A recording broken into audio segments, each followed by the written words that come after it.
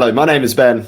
And my name's Josh. And welcome back to FBL Graduates, and welcome back to another video. We're going to be uncovering some hidden gems in FPL this season, and we're going to be telling you whether they're worth the money.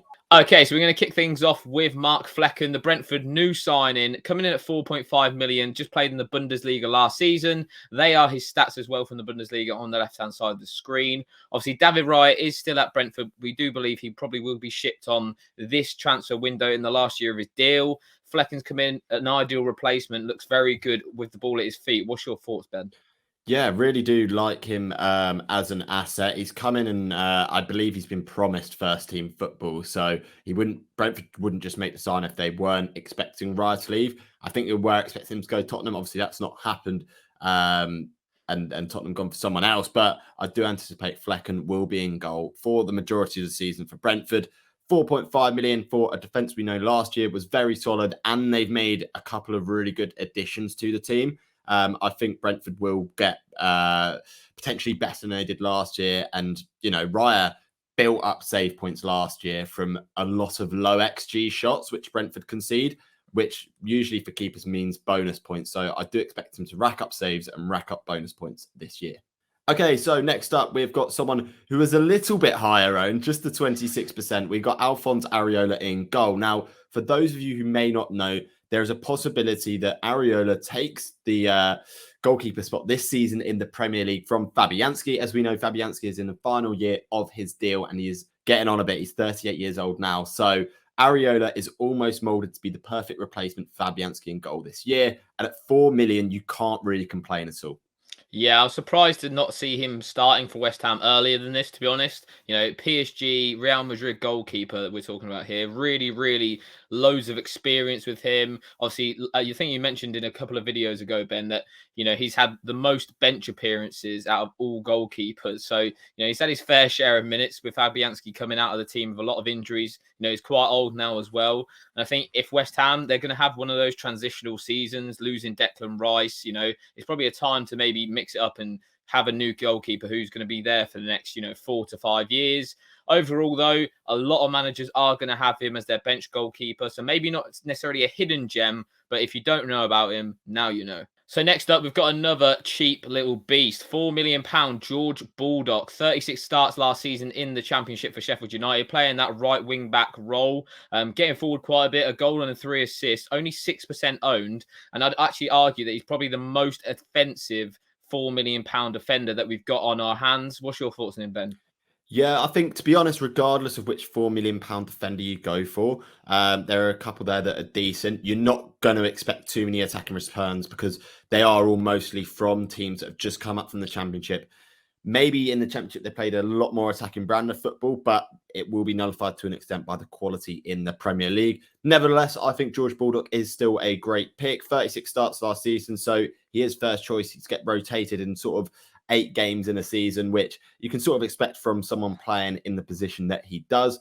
So, yeah, overall, I do think he is a good pick. He's low enough owned as well that if players start mass selling £4 million defenders, he will probably be the least likely to take a price drop as a result of that. Okay, so next up, we've got Malo Gusto of Chelsea. Now, not many of you may have heard of him, but he is the right back coverage for Reece James, and priced at 4 million. We could anticipate that he sees more minutes this season. Obviously, Reece James has had his injury issues in the past. He hasn't played 7 consecutive Premier League games since 2021, which just goes to show that the injury issues are there, and Malo Gusto could very well get his chance this season.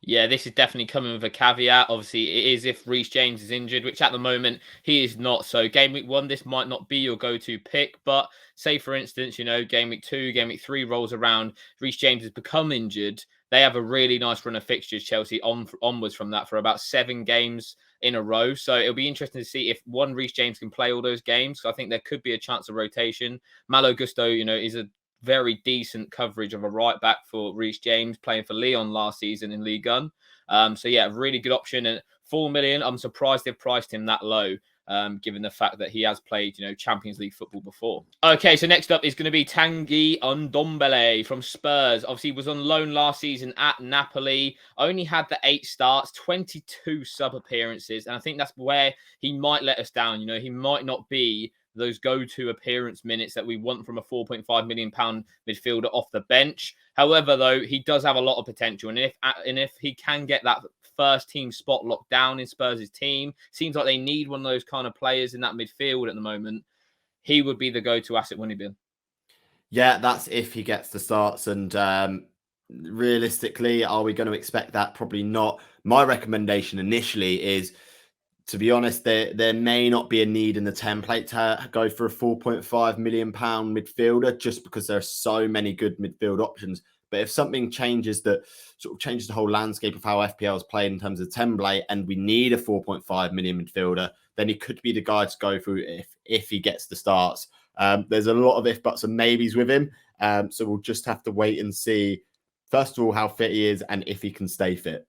Okay, so next up we got Buonanotte from Brighton. He, off the back end of last season, had a pretty good stats and came off the bench a few times to, cause some damage for Brighton. And I do believe this season, with the couple players they lost going forward, Buonanotte could play a bit more of a role in Brighton's team this season. Yeah, it'll be interesting to see who gets the minutes between maybe him and Enciso, that sort of number 10 role, as well as João Pedro as well, because he can play there too. So there's a few people going for that position at Brighton, but he is a very dangerous asset. He's an FM legend as well. If you play that, you'll remember his name. Okay, so moving up into the forwards now, we've got Yoane Wissa from Brentford. Obviously, he is a forward in FPL this year, £6 million, 16 starts last season. Obviously, this is now without Ivan Toney, 7 goals, 4 assists. Really nice returns from him. What's your thoughts on him, Ben? Yeah, I really like him as an asset. And for Brentford, he could be the perfect pick. A lot of hype on Mbeumo, but what some people may have missed is Brentford do tend to play a 4-3-3 against teams that they expect to dominate and attack, with Wissa through the middle and then Mbeumo off the right. And then when they're playing a better team, they employ sort of more of a 5-back with 2 up top, and Wissa is also up front. So you can almost guarantee when he's playing, Wissa is starting up front, which is all you can ask for a £6 million striker. Obviously, a lot of players are only going for 2 strikers this year, and it minimises sort of the options that are available to them. But Wissa as a budget option up top is definitely nothing to be sniffed at, especially if you're sort of packing out your midfield with these £7 to £8 million midfielders.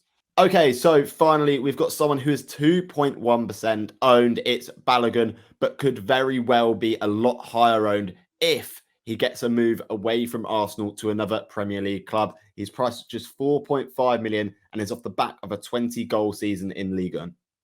Yeah, he's going to be a very, very dangerous asset if he moves to any other Premier League club. The likes of West Ham, Crystal Palace and Fulham are all interested in him. Whether they can get a deal over the line, we'll wait and see. I definitely don't think Arsenal will wait around to sell him this season. His stocks are at the highest at the moment. They're looking for like 40 to 50 million pounds for him. So a really, really big deal. Loads of goals in him. And at 4.5 million, if he can become a starter at any team, we're looking at 70, 80% ownership easily. Okay, so that wraps up our hidden gems before pre-season going into this FPL season. Let us know if we've missed anyone. Let us know if you've got some of these players in your teams in the comments below. Yeah, and I mean, there are a lot of hidden gems. I feel like there's going to be one this season. It's going to be breakout. Personally, I don't know. It could be anyone. I really do have a good feeling about Baldock if he does move. But yeah, as always, please remember to like, comment and subscribe. We're really trying to build our YouTube channel this season, and the quality and the content is only going to get better. And as usual, I've been Ben. I've been Josh. And we'll see you guys later.